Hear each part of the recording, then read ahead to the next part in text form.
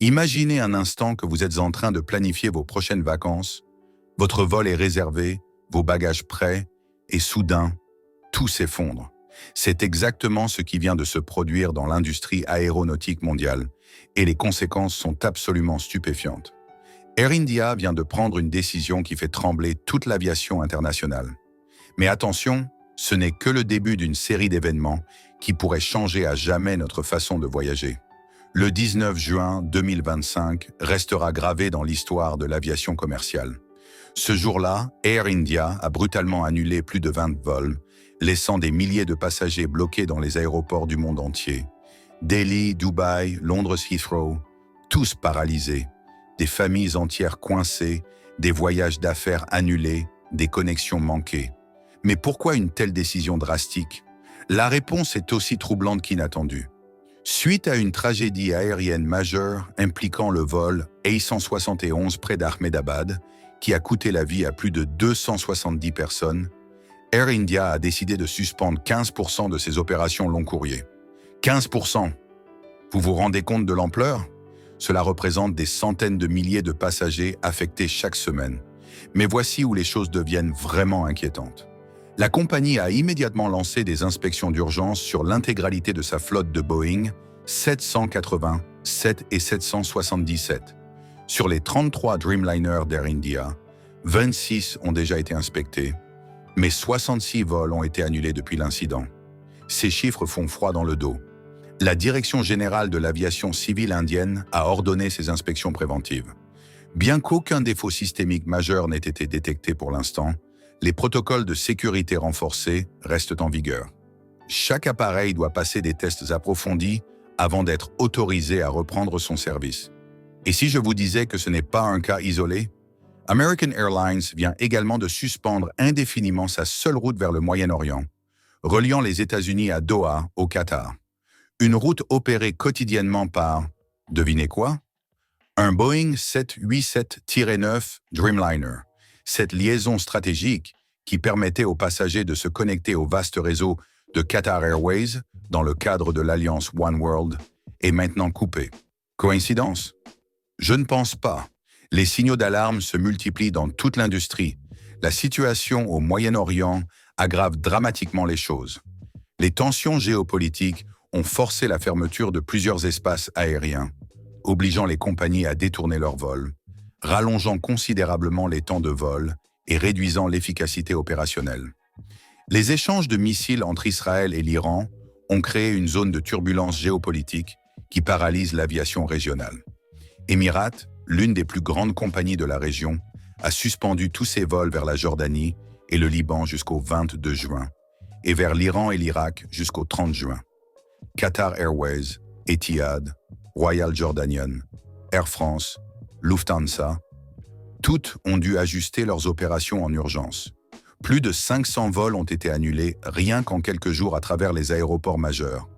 Tel Aviv, Dubaï, Amman, Istanbul, Beyrouth.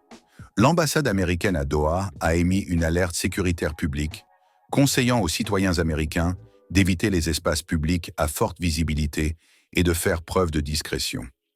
Cette escalade souligne la menace croissante pesant sur l'aviation civile et les voyageurs internationaux dans la région. Mais attendez, il y a quelque chose de plus profond ici. Ces événements révèlent une fragilité cachée de l'industrie aéronautique que personne ne veut admettre.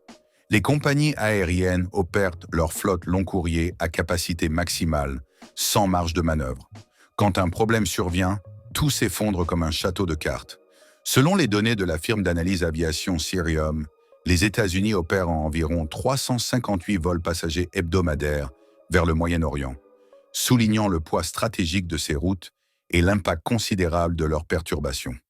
Pensez-y, Air India possède 33 Dreamliner, mais l'immobilisation de seulement quelques appareils a provoqué l'annulation de 15% de ses vols internationaux. Cette fragilité opérationnelle est terrifiante. Les routes affectées incluent des liaisons cruciales comme Dubaï-Delhi, Amsterdam-Delhi, Zurich-Delhi, Paris-Charles de Gaulle et Bengaluru-Londres-Heathrow. Au niveau domestique, les routes à fort trafic reliant Mumbai, Ahmedabad, Pune, Amritsar, Indore, Kolkata, Coimbatore et Vadodara ont également subi des annulations. En une seule journée, 20 vols ont été cloués au sol, perturbant les plans de voyage de centaines de passagers. Et voici le véritable problème. Boeing. Après la crise du 737 MAX qui a secoué l'industrie et cloué au sol des centaines d'appareils pendant des mois, le constructeur américain avait misé sur le Dreamliner pour restaurer sa réputation. Mais aujourd'hui, avec ces nouvelles suspensions liées aux 787 et 777, la confiance s'effrite à nouveau. Cette situation soulève des questions profondes sur la fiabilité à long terme des avions gros porteurs de Boeing, en particulier le 787 Dreamliner et le 777. Les deux compagnies, Air India et American Airlines, dépendent de ces 787 pour les routes qu'elles ont maintenant suspendues. Ce parallèle inquiétant fait naître des préoccupations selon lesquelles les problèmes techniques sous-jacents pourraient être plus importants qu'initialement estimés. Les conséquences ne s'arrêtent pas là.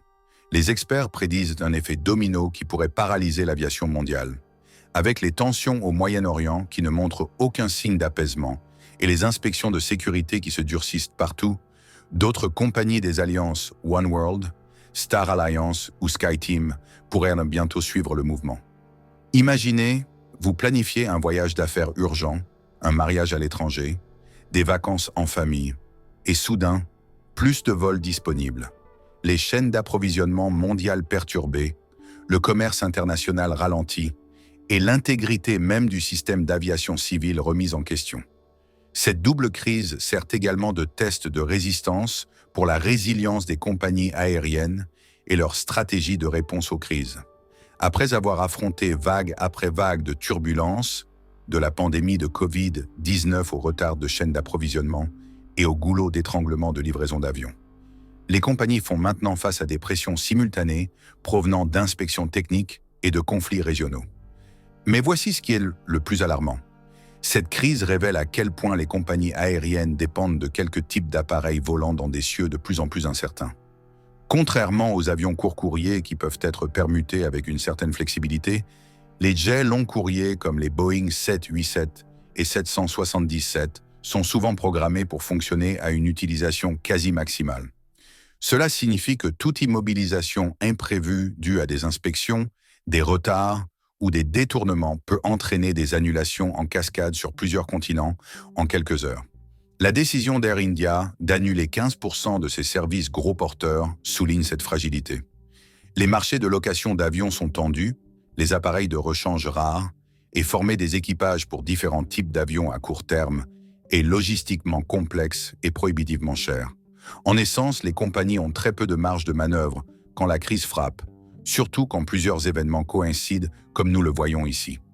L'implication plus large est claire.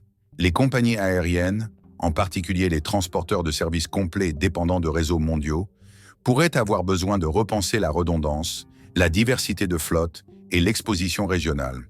Investir dans une capacité de réserve légèrement plus importante, développer une plus grande flexibilité opérationnelle et tester la résistance du réseau sous des scénarios géopolitiques devrait faire partie de la planification future.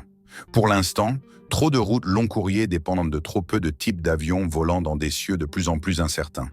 Le secteur de l'aviation se voit une fois de plus rappeler sa vulnérabilité non seulement aux défaillances mécaniques ou humaines, mais aussi aux dynamiques changeantes de la sécurité mondiale.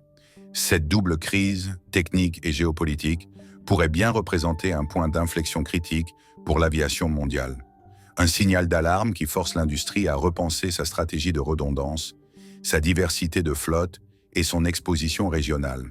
L'incident AI-171 et les troubles au Moyen-Orient sont tragiques et déstabilisants, mais ils pourraient aussi représenter un moment charnière. Un appel au réveil pour les transporteurs mondiaux à se préparer non seulement aux perturbations de routine, mais aux chocs simultanés composés qui frappent au cœur même de l'infrastructure d'aviation long courrier.